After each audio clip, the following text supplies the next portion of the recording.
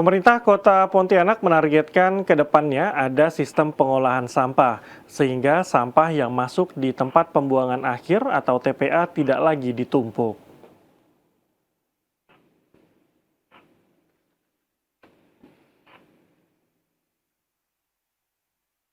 Kota Pontianak ditargetkan akan bebas sampah dengan pengolahan limbah sampah tanpa harus ditumpuk dalam waktu lama di TPA. Kepala Dinas Lingkungan Hidup Kota Pontianak Sarif Usmulyono mengatakan sampah nantinya harus bisa terolah dengan pembangunan pengolahan sampah di TPA Batu Layang yang direncanakan mulai dibangun di tahun 2025. Sampah organik bisa diolah menjadi pupuk, mendegradasi sampah dengan maggot, hingga pemanfaatan teknologi biodigester untuk menghasilkan keluaran yang bermanfaat seperti listrik hingga gas metan sebagai bahan bakar. Usmulyono menambahkan sampah anorganik seperti plastik nantinya juga bisa diubah menjadi BBM ataupun daur ulang lainnya. Usmulyono mengatakan tahun 2030 TPA Batu Layang harus menjadi tempat pengolahan sampah terpadu, sehingga sampah yang masuk harus sudah diolah agar terwujudnya Pontianak bebas sampah.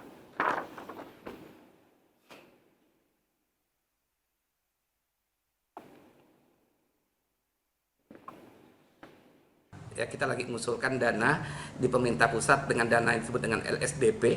Nah, itu kemungkinan dari Bank Dunia kita akan dapat bantuan dana untuk pengolahan sampah. Jadi sampah yang masuk di TPA tidak lagi ditumpuk, tapi diolah dan mudah-mudahan zero waste. Jadi tidak ada sampah yang terbuang nanti di sana.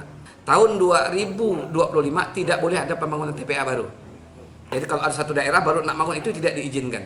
TPA tidak diizinkan. Tahun 2030 TPA tidak boleh ada lagi. Macam kita nih sekarang masih TPA nih namanya nih, itu tidak boleh lagi. Tahun 2030 harus sudah menjadi TPST, di mana sampah masuk diolah itu zero waste. Kepala Dinas Lingkungan Hidup Pontianak Sarif Usmulyono menegaskan langkah ini juga untuk mendukung program pemerintah pusat yang meminta tidak ada lagi pembangunan TPA baru di tahun 2025.